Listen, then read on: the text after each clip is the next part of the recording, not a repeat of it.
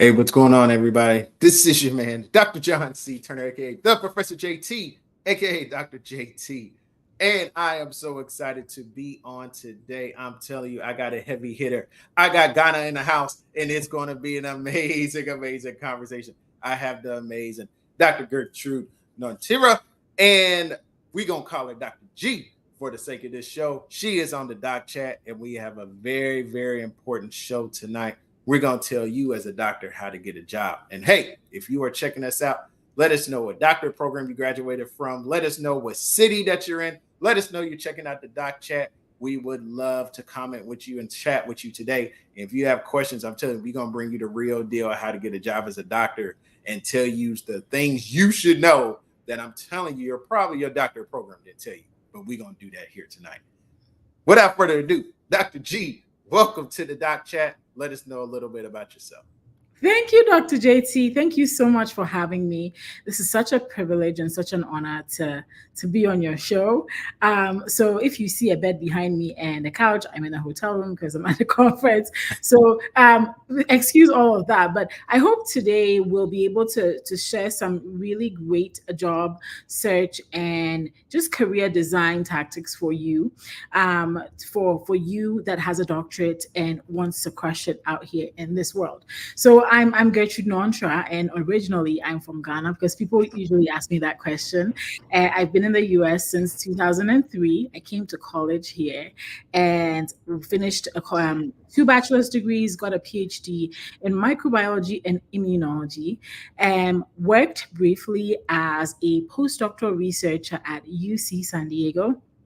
And due to funding cuts, because if you have worked in research, you know that a lot of research that's done in the United States depends on grants, right? And so about almost 3 years into my postdoc, just as I was beginning to think about what my next step was after my postdoc, my PI, or my principal investigator, called all of us into a conference room and announced to us that we had run out of money and therefore all were losing our jobs. So that's how I ended up being unemployed. Okay. This was in May of 2018. And when and maybe we'll get a little bit into this, Dr. JT, but I had the shock of my life because I really thought that with all the education that I had, it would be easier for me to get a job. But the School of Hard Knocks taught me. So that's a little bit about me. And out of that, I started the Bold PhD as my own. It's a business. It's a coaching business where I make YouTube videos as well as coach PhDs on careers outside of academia. And so, yes, that's a little bit about me. Absolutely love it. We appreciate you.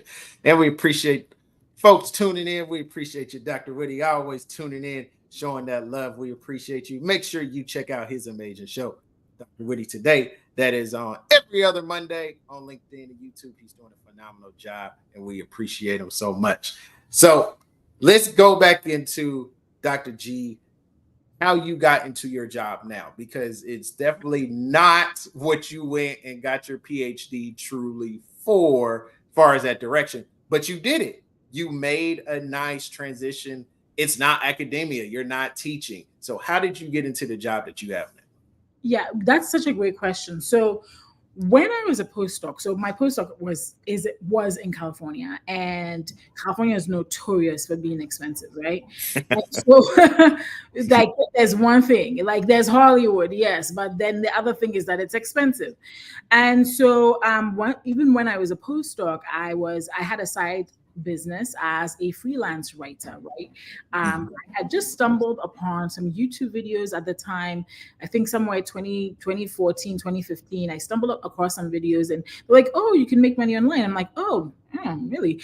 So I began to just figure that out. And so I started a blog at the time, and I decided to sell my services as a freelance writer because, as you know, for most of us that are in doc programs, we write a lot, right? And so one skill you take away from your PhD program, it is writing, it is content creation, right? We don't think of it in that way because that's not what it's called, but that's what it is. And so I began to sell my service as a freelance writer. And so when I lost my job as a postdoc, Thankfully, I still had that side business, and that held me over as I continued to look for full-time positions. Well, during this time, I stumbled across a profession known as medical writing, science writing, medical communications. It goes by several names, and so that's why I mentioned all of them. So I call myself a medical communications professional. So I found out about this and I'm like, oh, so I can take my scientific background and I can write content in various verticals. You can either be a regulatory writer, that means you work within the pharmaceutical industry and you write or you help these companies file all these documents that the government needs in order for a drug to go through the approval process, right? Yeah. So that would be regulatory writing, or you could be a science or medical writer with a marketing slant. And so you would create all these assets that what would the purpose of those be? Marketing, because biotech companies, any company exists to make money, and the way you make money is by advertising, marketing, and sales. And so writing content that would market our business or market the business within the sciences, that was another path. And there's several verticals to this, but I really got interested in that. I'm like, I'm already freelance writing, right? I'm already selling my services as a writer and earning some money from that. And then there's this opportunity to combine my biomedical background or microbiology and immunology background with writing and create a profession out of that. So I began to learn a lot about that field. It started out with me learning a lot on a website known as it's called the American Medical Writers Association.org. So amwa.org, AMWA.org. And so I learned a little bit from there and I began to apply for jobs in that area. It didn't go well in the beginning. And to be honest, it took me, I always share this story because, sometimes some people will say, oh, this story is so discouraging, or the other people that tell me it's encouraging. So for all intents and purposes, let me tell it. It took me almost 18 months to actually land another full-time job after I lost my postdoc. That's the real talk. That's real. Yeah. And I did end up adjunct teaching somewhere in between there. But again, adjunct teaching is not a full-time job. You don't get any benefits. You don't get anything except for just the hours you teach. So I really needed something permanent. And so eventually, within that 18-month period, I was able to build up my skills and eventually convince somebody that I was worth taking a chance on. And I was so glad that they took a chance on me. And that's how basically, and this was in early 2021, that's how my career in medical communications, well, it kicked off with the freelance writing. So I'd say I was already doing it, but as a full-time, professional, 2021. Yeah. That's awesome. That's awesome. Now, we're here on the Doc Chat, folks. We're just getting started. Got Dr. G. She's telling her story about how she landed into her profession now. That's still a little bit connected with what she got her doctorate in, but she was able to flex that thing and be able to get into a good career and good job. Now, real quick, you brought up something that I think is key. You were adjunct taught. What exactly did you teach as an adjunct? And what kind of tips would you give to people who say, man, I wish I could get into at least teaching adjunct somewhere? Right. So that's another really great question. So there's so many community colleges. I ended up teaching at a community college. The community colleges and even four-year universities around you that depend on adjunct faculty for various reasons. Some people feel it's unethical, and I see their point. But for some people, maybe I really do, because the work I did as an adjunct, basically I was doing the same work as a full-time professor. That's right. It was just the categorization was different, right? So I had to teach. To answer your question directly, I was teaching biology to pre-health students. So these students were people that wanted to go into medicine, pharmacy, nursing, different health professions. And so I taught them biology that would prepare them for those careers. And then I also taught general biology to people that were not necessarily scientific majors. They had other majors, but they had to have a science class in order to graduate. And so I would say, oh, this is a good one. I would say don't go through the recruiters. Here's what I would advise. Several of the community colleges, especially, have what they call adjunct pools.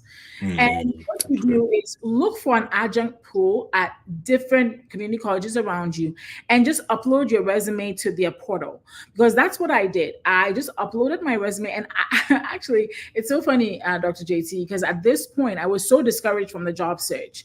And then my husband was like, honey, you just try. And I'm like, I'm tired. That's then, real. Yeah. But then I was like, okay, fine. I'll just upload my resume to the adjunct pool. It didn't happen that particular semester I applied, but towards the end of that, because I think I uploaded it somewhere in the summer. But I didn't hear back until late fall. And they needed me to teach in the spring. So really give it like 6 months sometimes. But personally, I don't like the third party. Not that I don't like recruiters. Let me phrase that correctly. I think recruiters serve their purpose, to be honest. I really do. I respect all the amazing recruiters I've met. But I feel like sometimes that's just another layer of people to impress. So if you can directly apply to the community colleges or universities that have these adjunct roles open, go ahead and just do that. And usually what will end up happening is you will get a call from somebody, but it will not be a recruiter. It's usually the head. In my case, it was the head of department. And she was like, hey, are you still looking for a job? I'm like, yes, ma'am. And then she was like, I have an opening for spring of 2020. And I was like, yeah, I'd love to teach. And that kind of restored my hope in the job market. And the pay, of course, and I teach adjunct as well. I teach at UMGC. It's great. And you have to realize you're not going to get, boohoo bucks, but you'll get enough to keep some bills paid. And after you get your full-time job, if you can stay on, if you want to stay on, that's a nice side hustle. You would agree? Yes. Yeah, definitely. I definitely agree with you. And for me, I would have loved to stay on when I got my full-time role. But then, and I actually stayed on for a semester after I got my full-time role. But then going into the following semester, I asked, and the head of department was like, no, I don't think it's going to work with your schedule. Like the schedule for the class was just going to clash with my full-time work. And so eventually I was like, oh, I guess I can't teach. Gotcha. And I want to pull up a few things here. I'm going to start kind of where you were talking about with that pool, because I think that's something that's very interesting and very important. So I'm an educator, so a lot of the things I'm going to talk about are going to mostly be education based. But this is jobs for the future. And so they have different things as far as nonprofit. They do a lot of stuff with workforce, equitable economic things, education, stuff like that. So they have a great job here, the senior prospect researcher. You see it closes pretty soon. A lot of these jobs, you have to realize they're only going to be open for about 2 weeks. They're not going to be open very long a lot of times. So you have to get on them. But just as Dr. G said, something that's interesting, even if these jobs don't line up to what you want, look what Jobs for the Future has, a talent community. You could just put your resume on there. And then if it's something that matches a job they have or something that possibly might come up in the future, they'll let you know that. Now, looking at this particular job, let me make sure everybody can see that okay. Yep. All right. So this particular one, we have to realize flexible, but Boston, DC, Oakland, you got to be careful with that. That could mean it's possibly hybrid. You might have to go in a couple times a week, but it does say remote. So you possibly could be somewhere in the Midwest, which it does not say on here, and possibly could work this job. But the big things I want people to realize when you come to looking at these positions is look at what they want and ask yourself, is this what I do? If you don't learn nothing else but what we talk about today, we're going to go into more of that. if it's not something that you've really done before or something that you feel like you could sell yourself on doing in this job market, it's going to be really hard to get a job. Really, really hard, especially even with a doctorate degree. And so something I always look at, I'm not going to lie. How much are y'all paying? Because if y'all not paying in a number in an area that we want and that I feel like I can live off of, we don't even need to talk. Now, this role, 80 to 100,000 remote, that's not bad. That's not a bad thing. But you always want to look, do I do this work? Is this something I could sell myself into doing possibly because of stuff I've done before? And what are they paying? So that's something I look at. What do you think, Dr. G? Yes, absolutely. And with one of the things I definitely coach people on is to read job descriptions. Don't just skim through. And the reason I encourage people to do this is because usually within academia or within academic circles, we've been taught to compile our CV in a specific way. And the way we compile our CVs are very performance based. And so within academia, we write resumes that list all the amazing papers we've written, or we list all the conferences where we've presented, or we list all the classes that we've taught. And since I'm talking specifically for jobs outside of the academic world. Yeah. If you're applying in the academic world, definitely use the resume or the CV version we're taught to use, the academic CV. But if you're considering careers outside of the academy, this is where I always say, read the job description carefully. And as you read the job description, every line of the job description, especially where either it says responsibilities or duties, or each of those lines is a question, right? It's asking, can you do this? It's a statement that has been written in the job description, but it's also a question if you flip it around. Like, can you do this? Can you do that? Can you do this? And it's like 5 or 6 or 7 things. And you, with your resume, you're going to structure your resume, because a non-academic resume is very, very different from an academic CV. And then you're going to structure it in such a way that you answer the questions that are in the job description. And so whichever platform you use, whether you're using Google Careers now, Jobs for the Future, or LinkedIn, or Indeed, when it says about this job or responsibilities, exactly. So this is a good example, right? Conduct research on multiple aspects of products and analyze user behavior through lab studies, field visits, ethnography, surveys, benchmark studies, blah, blah, blah, right? So this looks like a job that would be for somebody with some kind of social science background, since we're talking about user behavior. So then you are going to, like, maybe if we scroll up, let's see what kind of degree they're asking for. It's user experience. Yeah. So we pretty much know they're going to probably want somebody doctorate, at least master's, pretty good 5 to 7 years of user type research in this position. Exactly. And usually I found that a lot of the people that did have degrees in psychology or sociology or one of these social sciences, right, end up in user research. So could we go back down to where we were with the responsibilities? So when you're writing your resume, instead of talking, because one of the things that academics also get like really wrapped up in is we love to talk about the dissertation topic that we had, which is great. But you did more than your dissertation in a doctoral program. You also learned so many skills. And so this is where you talk about those skills. So over here, you're going to now talk about, okay, in your research, in your dissertation research, did you do these things? Did you collect data? Did you collect user behavior through lab studies? So you would say something like design, instead of saying did my research and wrote a dissertation on ABCD, you say designed lab studies that collected behavioral data on ABC subject. So what you're doing is you're using the language here, right? You use the language here to convince them that you can do what you say you can do. If you just say that my PhD is in ABC or my dissertation is in, I'm telling you, like, nobody has time for that. And also, let's remember that these resumes, whether we like it or not, they are being run through automations. That's right. And these automations read the rest, because every job is getting hundreds or even thousands of applications. Hiring managers and recruiters don't have time to sift through that many. And so they will use these automated systems to basically weed through or to scan through to see if they'll see the keywords they're looking for. So Yeah. this is Let where me. you syncing up your experience with the wording in the job description becomes important. I know I went off on a tangent there, but it's one of the things I'm so passionate about. Yeah, and you're perfect.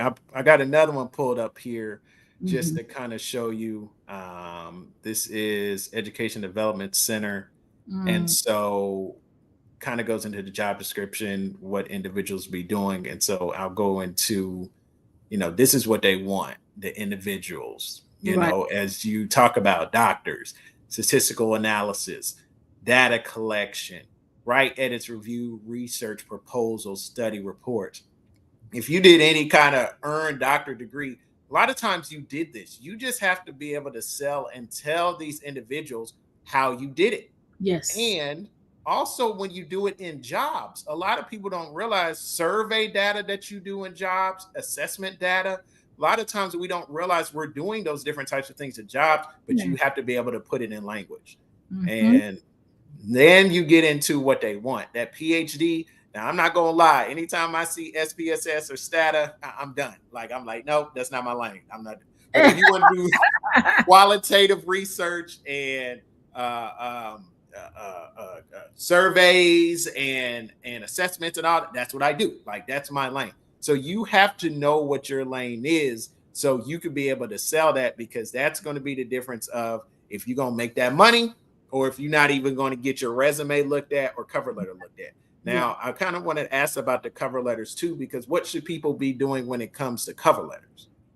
You know, I, so let me make a confession. I don't like cover letters, but A lot of people don't. It's okay. A lot of people and so you hardly ever, but I realize that more and more people ask me about that, so I need to have an answer. I think that your resume is the place where you showcase, okay, here's how my skills transfer, right? Here's how the things I've done in academia transfer to this, or here's how I fit for the job, even if it's within academia. All right. But then when you are writing your cover letter, I think that's where um yeah, that's where you tell the overall story, do. right? Okay. You tell Okay. the overall story. It's not a repeat. I always say it's not, and I used to make this mistake a lot. It's not a repeat of your resume. There you go. That's good. It really Yeah. is not a repeat of your resume. It's a chance for you to tell a bit of an overall story for why you are a That's right. great fit for this job. That's right. Right. That's And right. so and all of us can tell those stories, hopefully, right? Mhm. That this is what I've done and this is what I'm a great fit. So that's how I think about cover letters, Yeah. but Yeah. like I'm not the biggest fan of them. Yeah. I think a cover letter is as is. The cover letter has to be the appetizer, and then your resume, that's got to be your dish. Your Mm-hmm. cover letter, it does not matter how long you've been working, how great you think you are. It does not need to be more than a page, page and a half. Mm-hmm. Why? I've sat on hiring committees, and I'm telling you, folks don't read them. Yeah. If they do, your stuff needs to hit the point real quick, Mm, because it's just as Dr. G said, in this market right now, one job can get over 100 to 200 to 300 applications. Now, we don't want that to scare folks, but that's why your stuff has to be on point, yeah. because still, out of all of that, only about anywhere from probably 10 to 30 of those people might even have a chance to get an interview. So Interview. that's why your stuff has to be on point. Has Yeah. to be on point. Yeah. And to add to what you just said, not only should a cover letter be concise and to the point, even your resume sometimes. That's So with an academic CV, you can go on and on because that's yeah. I've yeah, seen 20 page ones. I've seen yeah. With academic CVs, I'm just like, okay, when is this gonna end? So right. and that's fine because that's the culture there. That's And right. when you are transferring your skills outside of academia, though, I have found that A 1 to 2 page resume does the job. And sometimes this means taking off your publications. It means really cutting down some stuff. And I know this is so hard for academics because it's like, but these are my babies. This is the work I did. And I'm like, but do you want a job though? Do you want Right. They don't care that you wrote about this qualitative study. They just don't. Do you want a job? That is the truth. That is the truth. And people, it's okay to get your cover letter and resume looked at. It's okay to pay a little bit of money, not a ton of money, to get everything redone. I got mine redone. I paid about $150, $200, but it is a half CV, half resume. I can put that towards any job that I know I'm interested in, and I know at least it's going to get looked at. And I think that's the key too. I think that's something I want to make sure that we talk about as well. And of course, everybody that's tuning in, we appreciate you tuning in. Keep the comments coming, keep the questions coming. Got Dr. G with Dr. JT here on the Doc Chat. We're going to go into some even deeper stuff now, because these are the things we want to make sure individuals know as we're going into making sure you get a job as a doctor. We want you to get a job as a doctor. So Dr. G, kind of what else is on your mind when you're looking at getting a job right now in this market? You're seeing it on LinkedIn. Why is it so hard right now? But how can doctors stand out? Yeah, it's I don't even have an explanation for why it's so hard. But one of the problems, I came across a video 2 weeks ago, and I'm going to make a video on my YouTube channel around ghost jobs. So there has been some kind of rise. I don't know why people are doing this, and I think it's callous. Where fake companies are putting up these fake jobs with all these job descriptions, and then people are applying. Job descriptions. They're putting up job descriptions. People apply for these jobs, and they never hear back from these ghost jobs. Yeah. And basically, what these fake companies are doing is doing some weird data collection of who's applying for these things. And I'm like, that's so, because to put in applying for jobs is a job on its own. That's right. It's a job on its own. And if you're going through that, I just want you to know that I see you, and I know exactly what you're going through, because applying for jobs does feel like a full-time job. But I don't want you to give up. Now, here are a few things that you can do to stand out. And it has really helped me over the last, I want to say 4 years or so, with my career, to the point where I have been offered jobs in the DMs, right? In my LinkedIn DMs. I've been referred to opportunities just because of doing these things. And I've gone to these interviews. There was one situation where I was referred to a job. I didn't even know I had been referred. I got an email. Hey, could you apply for this job? I'm like, okay. And then I applied. I got the job because the person in my network had sang my praises. And so going through that interview process was a breeze. Now, I did end up turning it down because I got another opportunity, but that's the power of what can happen if you do some of these things I'm going to share. So the very first thing I'm going to say is use LinkedIn. Yes. LinkedIn. So before we came on live, I was just chatting with Dr. JT, and we're talking about how sometimes people don't use LinkedIn until they are looking for jobs. People just come on LinkedIn to update their photo and update their resume or add a new experience, and that's it. But LinkedIn is way more than that. And I will share some of the ways that I personally use LinkedIn, and hopefully that can inspire you. So I use LinkedIn in these few ways. Number one, I've used LinkedIn to build my personal brand. So a lot of academics have poo-pooed the idea of a personal brand, but all it is a professional presence online. That's all it is. If you don't like the word personal branding or the term personal branding, you can just say, I'm building a professional presence. And what is that? So with my professional presence, I just curate my own occupational experiences, right? Like, here's what I'm learning in my profession currently. Here's what's new in my profession currently. I also share And so people that want, for instance, people that want to get into medical communications, yeah, a lot of people like that reach out to me because they know I'm in that profession and I share on that profession pretty regularly, right? So maybe you have some kind of experience, you have some kind of unique experience, or you're doing some research that's pretty cool. You can begin to share snippets of that. This is not about how many people are going to like your post or That's anything of. right. It's about gaining attention. We are in an attention economy, believe it or not. And it like if the more, and I also find that another thing about academics is that we resist change so much. I don't know why, because Yeah. we're not the ones that are supposed to be resisting, but we resist it so much because when I've talked about these things to people, you'll see the college students and maybe the Gen Z younger people more open to it than people, for instance, my age or people that are, in my generation. And That's so I right. just want to encourage people in my generation. I just turned 41 this week. And so I just want to encourage Happy people birthday. like Yeah. to use LinkedIn and to begin to talk about your work. And who better to talk about your subject? You are the expert in your subject. Who That's better to right. talk about it than you? So do start doing that. Start posting around that. That's It right. doesn't have to be, or even if there's news like because my PhD is in microbiology and immunology. The pandemic presented a really great opportunity for me to talk a little bit about science on my profile. And Mm. 2020 was really when I started to build my personal brand. And I remember when the vaccine came out, and not to get political, I know there are people on different sides of the spectrum on this, right? But vaccines in general have been useful to humanity in Mm. general, Yeah. right?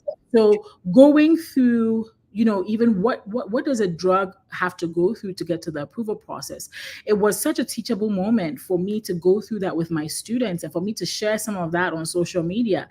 And people, after that, people even sent me questions. Hey, could you talk a little bit more about, about the vaccine and this mRNA and what does that mean? And I was Yeah. able to educate, so we have a grand opportunity to use these social media tools to really talk about our work, right? That's right.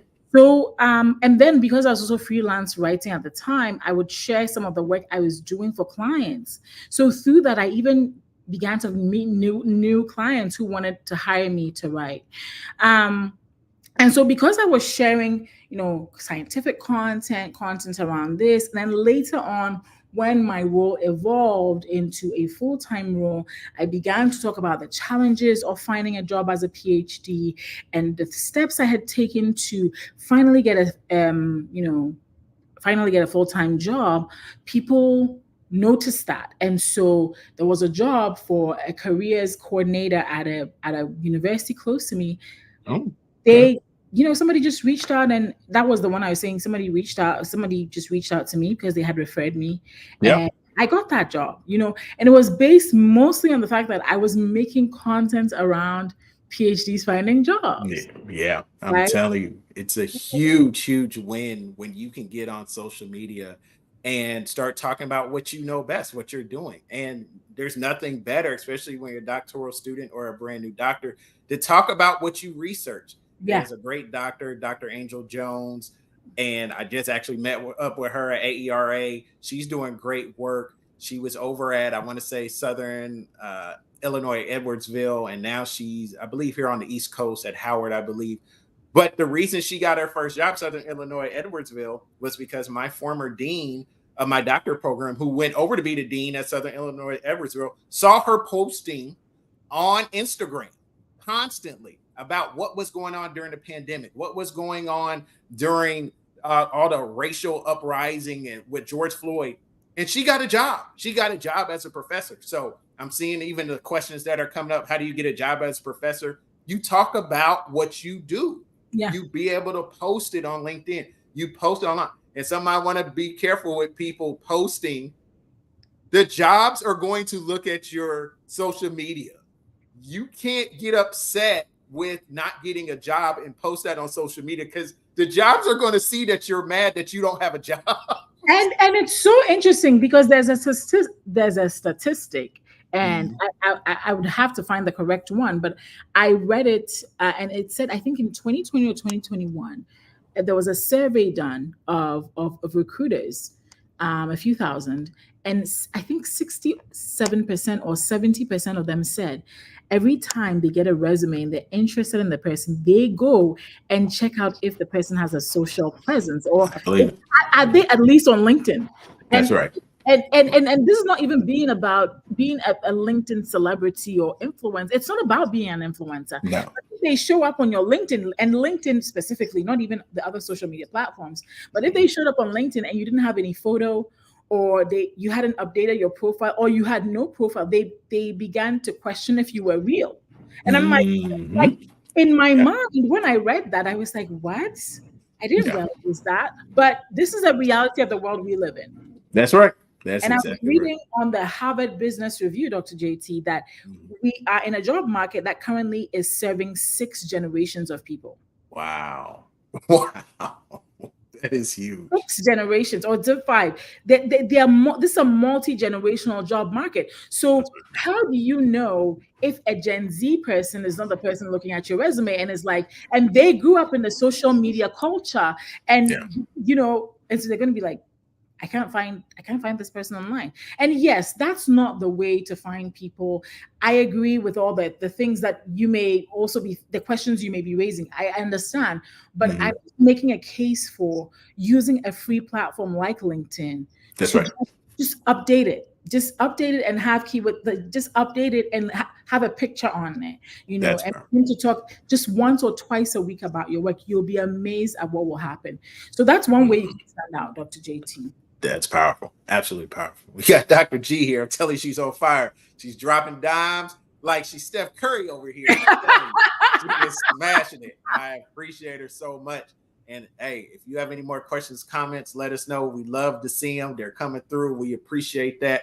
We Mm, want people to get the job that you want based on the skills that you've gotten as you became a doctor. That's very, very important.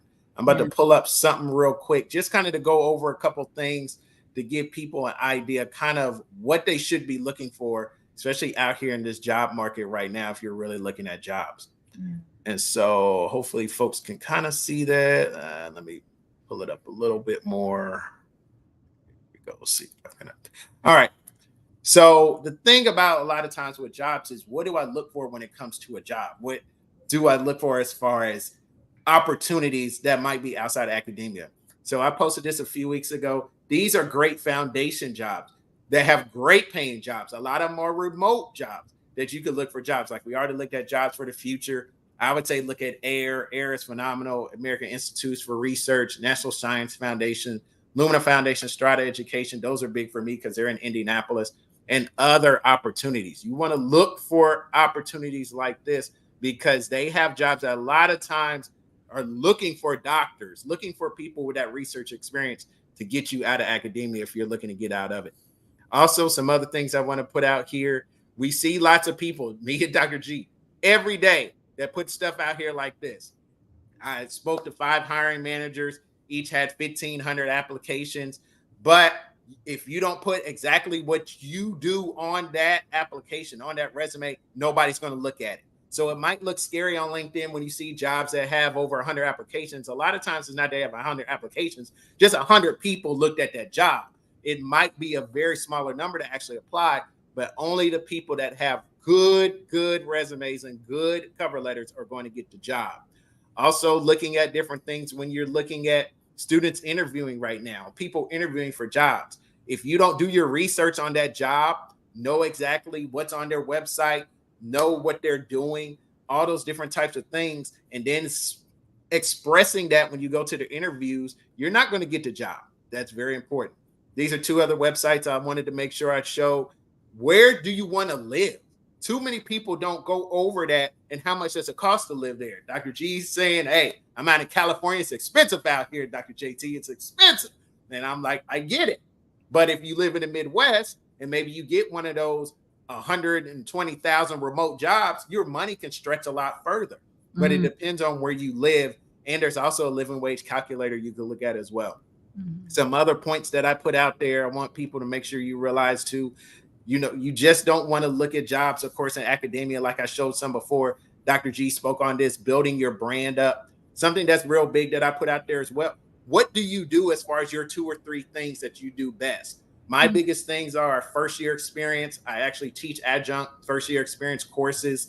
I work with secondary education and first, second year students, higher education. That's my jam. That's what I do. And also work with students of color. I know what I do. That's my lane, and I stay in my lane.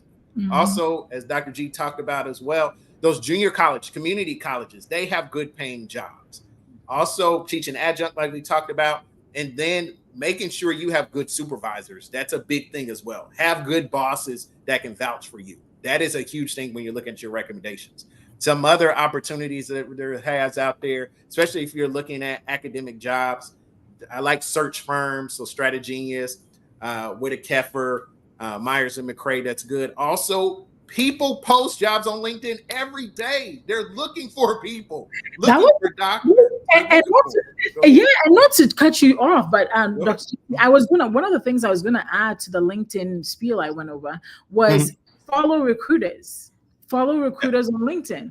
All you need to do is type in recruiter for whatever industry, and you're going to Mhm. find hundreds of them. And you can begin to follow these people. And a really nice thing that happens when you follow them is they'll, like you were just saying, they'll post jobs and you'll be in the front seat of seeing those jobs. That's it. Right. That's it. So That's yeah, it. follow recruiters on LinkedIn as well. Yeah. Yeah. Let's see. I got a couple more here. Probably got to back up a little bit. All right. Um, Dr. G kind of went in like keywords, stuff you should be putting on there: influence, negotiated, persuaded, determined, directed. You know, a lot of those action words, those adjectives, those big words that you want to make sure those are on there, because those are those positive, powerful words that individuals want to see on those applications. And then finally, Dr. Jennifer Arndt, God bless her, this woman, she be putting out some good content. Looking at what titles are that you should be looking for when you're looking for those roles. That is a big thing. And so she had some great titles here. Let me see if I can zoom into this a little bit. So in teaching, these are specific titles that she had. Looking at those: research, data analyst, data scientist, research associate. Those are big words that make sure you can look at. You put these in search and you can get great results as jobs you could look at. Also looking at other ones, make sure you get these pulled up. All these different types of words, terms, you could start to look these up and they're going to help you get a big step ahead when you're looking at jobs. I think I got one more here. Yep, one more. And so it's always like, what do I need to search for? What I should be looking for. So you always want to make sure you have positive search terms, because that's going to have to get a job. And then one more other thing I always wanted to say, where I look for my bread and butter when it comes to jobs: USA Jobs. I know a lot of people be like, I don't think I get a job on USA Job. Your resume has to be perfect. So you have to get a federal resume writer to write your resumes for USA Jobs. It has to look good, because if not, they're going to kick it back. You're not going to get anybody to look at it. Also, for me, higher ed jobs works good. And then, of course, Indeed works good, but you have to put in proper search terms, and you have to put in the proper location as well to get the type of jobs that you want. You have to sell yourself. Have to sell yourself. What else you got, Dr. G? Absolutely. So the maybe one of the things I think a lot of people overlook, and thank you for sharing all those resources. I hope everybody caught them, screenshot them, and there are a lot of really good people to follow that you screenshot. So thank you for that. I would also say that leverage your network, right? Yeah. Yeah. Sometimes we forget that we know people and those people know people, Yeah. right? And so you may be surprised at what, like today or since yesterday I've been at a conference and I just been chatting with different people I sit beside. I'm like, hey, I'm G, I'm from San Diego. Where are you from? Right? And sometimes we underestimate the power of just connecting with people, and Yeah, the that's fact right. that those people could be the link in a chain that leads to something. Mhm. So the person at the gym, the person at your son's school, the person that you met on LinkedIn, right? Anybody can be a source of opportunity. So, Yeah. be open. I think that we're in a. I'm also reading a book on sales, and the person, he sells real estate, and Okay. the reason I was reading a sales book is that in today's economy, I feel like a lot of us as job seekers are selling art. I see as a each one of us is each one of Yep. us is an artist, right? And we're selling our art. And we're trying to convince the buyer, which are the employers, that my art is worth investing in. Powerful. And so, how do you do that? And that's what anybody in sales does, right? The real estate broker is trying to get people to either rent or buy a home. And so they're constantly on the lookout for customers for that. And so if you are constantly networking, right? And networking doesn't have to feel like a dirty word. People think That's networking right. is you go to an event, you exchange business cards, and you never see the person again, or you have to schmooze and talk to people you don't like. No, that's not. It's nothing like that, right? Right. Just you just constantly move with the mindset that anybody could be a source of opportunity. Maybe not today, but maybe tomorrow.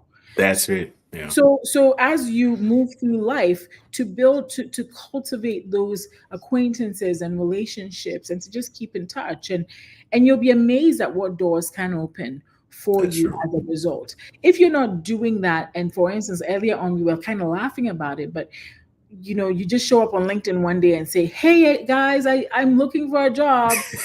Nobody's gonna everybody's gonna Yeah. be like, and Who's why should I help you? right? There's a really good book. I think it's an older book.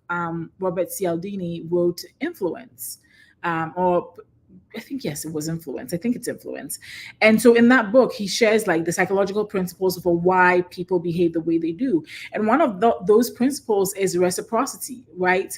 When you do even a small gesture for somebody else, a lot of the time the likelihood that that person wants to, not even you don't even have to compel them, they want to give back is really high.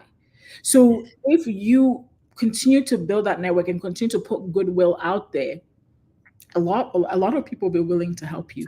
But if you only show up when you need help, then people might. Nah, yeah, like that's not gonna work. Let me see. This the one here. Yes. Okay. It's Okay. this Oh, particular look at person. him. He's a Yep. PhD too. There you go. There you go. Yes, yes, yes. It's an old book, but it's a good one. Okay. Okay. And yeah, we want to make sure that we provide those different types of resources that people understand that's going to help you because you're exactly right. When you go on LinkedIn, you have access to a network now of a billion people, a lot of businesses, a lot of entrepreneurs, a lot of people doing great things.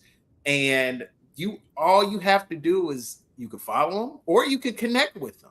Mm-hmm. And guess what? Just see what they're doing. You can comment under their post, see what they're doing. Now, don't get greedy or anything like it's Snoop Dogg on here and you like, hey, I want to smoke with you or something like that, but honestly, you could get a great job and meet some great people just by connecting with it. I'm connected with people that used to play athletics, Mm-hmm. and don't know how, but they see my stuff. I'm just shocked. I had a Meta World Peace that used to play for the Pacers and the Lakers, and we're connected. And he checked out my profile and liked my stuff. I was like, oh shoot, like he looked at my stuff, but that's what you're doing. That's what LinkedIn is for. But that's why your stuff has to be powerful. It has to be positive because you have to realize people are really looking at your stuff. They are really looking at it. And I want to kind of go into your business real quick, Doc, the bold phd.com. Tell us what you're doing with it, where people can find you with it, and what are you doing that's helping doctors get to the next level?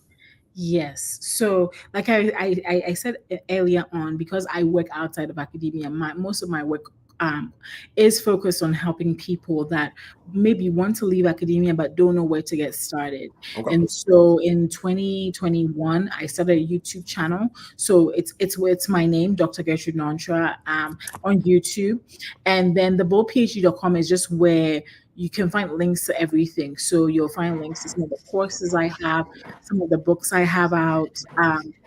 as well as opportunities to invite me to speak. But mostly I post on LinkedIn and YouTube.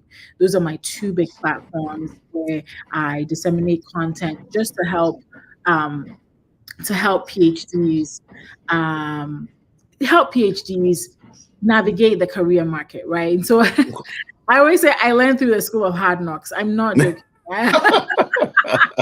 But yes, so that's the website, and I do have a newsletter. It's an email newsletter I send to about 2,700 academics. I have signed up for that, and so about every week. Sometimes life happens, so I don't send it, but every Friday I do send something that will help you with your career. Oh, okay. And what's been the greatest moment so far of doing this particular work? Oh my goodness, that's the number of. So you want to go back to the website because I want to show you Yep. something. There we go. Go Yep. to the where it says the wall. Got you right there. Yeah, this is the wall of incredible messages. And it's unsolicited messages people have sent me to say thank you for what you do. So this Wow. first one is, hello, I just wanted you to know that the first one from Adrian is, who's a PhD. I got this about 2 years ago, so it's one of those. She said, she was looking for a job, didn't want to fall into imposter syndrome, and she accepted a scientific consultant job that paid her 4 times more than she's ever made. This woman did not coach with me. She did not even, she just read my content, watched my YouTube, and just used some of the things I taught to go and get a 4 times more job. So I'm super excited about that. Let me look at another one. Let's see. I found your YouTube channel and it's great content. She's an international student. Okay, so that was, I used to be an international student here in the US. And then if let's scroll down to Kaylee's. Oh, there we go. So this one's a good one. She just want to say thank you. She just finished a PhD and she opted for an industry role instead of staying in academia, and in part of because of my YouTube channel. And she's 3 months in and she loves it. And so these are the types of things, the messages I get that I'm like, they didn't pay me a dime. I don't know who they are apart from these messages. And they send it to me and I save these messages. Yeah. Because, like, on the days where I feel like, oh, am I doing something worth it? These things keep me going. So that's powerful. Absolutely powerful. And that's what it's about, people. It is about capturing what you're doing, getting those feel good messages and keeping them. They used to say you put them in a folder. You see Dr. G, she's got them on her page, on her website. And people, they say, hey, you put your reviews on there. Those are her reviews that she's doing the work. And it is powerful work. It is awesome work. And we're very proud of you. Very, very proud of you. So as you see, an hour of power, it always goes by real fast. yeah. I appreciate the work you're doing. I appreciate everybody that tuned in. So if you could give a doctor, somebody that's really looking for a job right now, some hope, some encouragement, some inspiration, what would you tell them right now? I would say, bookmark this video and rewatch it. There are a lot of great resources shared by both of us today. I think you should do that. Rewatch it and then take action, right? Don't leave your LinkedIn dormant. Don't just pass by people anymore. Talk to them because your opportunity cannot come from everywhere. And most importantly, I think Dr. JT, you touched on this, but you didn't go into it. You said sometimes, you just need something that will hold you a little bit, right? And I call that a good enough job for now, right? Good enough for now job. So don't underestimate the power of a good enough for now job, because it may not be exactly what you want, but maybe it's good enough for now. When I was adjunct teaching, that was my good enough for now job. I wasn't balling, I wasn't swimming in money, but it helped to definitely pay some of the bills that I needed to pay in my household. So don't underestimate that. And then last but not least, don't give up. I know that this job market has tested and tried so many people. I get messages in my inbox sometimes and my heart just breaks because I'm like, I just feel so powerless to do anything. But all we can do, right? One of the things that my parents taught me is you can control, or in life has taught me, is you can control only what you can control. Mm-hmm. Yeah, So do your very best, that's but it. also realize that do your very best. That's it. That's all you can do. The That's it. response, yes. Because what else are you gonna do? Like we can't be upset about it. Like do your very best, and then That's when right. you do your very best, right? No, and you know in your heart of hearts that you did your best. Eventually, what's for you will come to you. But don't give up yet. Don't give up. That's Yeah. that's true. That's true. I want to give a shout out here, future doctor. She Mia, is working. Oh my goodness, you're doing great work. We appreciate you, and I would be remiss if I did not shout out the amazing work she's doing with Scholarly Scouts. They are doing great work. I'm telling yes. you, her and her great founders, they are doing great work. They are putting out their doctors doing the work. And I ain't gonna lie, this is a clean website. Not everybody has clean websites. This is beautiful, absolutely Yes. beautiful. And the Yes. work they are doing, helping doctors get ready for that doctorate degree, helping these students get ready for what can be a great future. It's That's right. absolutely amazing. So shout out to y'all. I just wanted to make sure I give y'all that love because I'm telling you, y'all are doing the work. And she's right up your alley right there, Dr. G. She's doing that Yes, medical work. yes, we're connected, Mia and I. So Yeah. I'm excited about the work she's doing too. Yes, yes. Her and her co-founders, they are doing good work. And you see, these are great doctors of color that are coming and they are doing the work. And so we are so very, very proud of them. So very proud of them. We appreciate y'all. We appreciate y'all. And connect with other doctors. Let me tell Yes. you something. Stop all this competing with everybody. No. There's no competition. All of us, a lot of times, are in the same boat. We're all doctors. Nobody's probably balling out of control. We're all just trying to get our piece of paper, help our kids, help everybody that's in our family. Because trust and believe, people are looking at us sometimes like, okay, you a doctor, you rich, you're wealthy, you can help us out. I need a new car, I need a new house. Wait. All I'm saying is, if we're going to be all doctors together, let's work together. Let's help one another. Let's push each other to get to where we need to get to. If you can help somebody get a job, the doc chat has been phenomenal. We have a network in our DMs. I'm always sending jobs. We're sending speaking opportunities. We want to see the best for every doctor that's getting that doctorate degree. So I'm telling you, stop all the fighting, stop all the competition. Just stop. Just stop, please. I'm telling you. It's frustrating. It's tiring of seeing it. We don't need that. We all have got these degrees. We earned them, and we need to be helping each other get to the finish line. I'm telling you right now. So, hey, Amazing. Dr. G, final words. Listen, stay great. You're smart. I always say that people with doctorates, and I know I talk about PhD so much because I have a PhD, but I'm talking about all of us really. What I want to say is that you didn't go and steal your degree, right? You worked right. for it. So clearly you are smart. That's right. So no matter what, how much the market punches you down, remember that you're not an imposter. Yes. You didn't steal your degree, you earned it. And anywhere you go, you deserve to be there. That's good. I want to say. I love it. I love it. I'm telling you, we're going to leave it right there. This has been another amazing episode of the Doc Chat. I'm telling y'all right now, it keeps getting absolutely better and better. And it's because of the great guests we have on. The amazing Dr. G, I'm telling you, we appreciate you. This woman, guys, like 25,000 followers on LinkedIn. Y'all better get into what she's doing. She's dropping amazing content all the time. Absolutely amazing content. So I'm proud of you. Definitely proud of what you're doing. Thank you for giving back. We need it. We absolutely need it. Thank you, Dr. Beatty.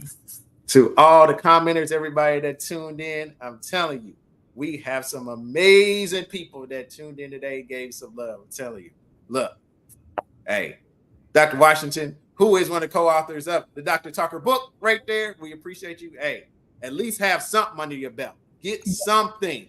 Yes. Nobody can be mad at you if you're doing at least something. It's when you're not doing anything and then you're mad about it. That's when it's a little frustrating. So, hey, if you can get that adjunct job, look here. I used to work at JCPenney myself. I'm not afraid to say it. I'm telling you, Sometimes you got to take something in order to get something, and that's okay. It's totally fine. So I'm telling y'all, we thank y'all so very much. Let me see. I need to pull up one more thing. Make sure everybody knows what's going on next week, because we have a special episode next week. See if I can get it pulled up real quick. Let's see. Is that it? That's it. All right. So next week, we are very excited. We're going into May. Can you believe summer is around the corner? It's just crazy. Next week, we are excited to bring on Dr. Stacy Chan.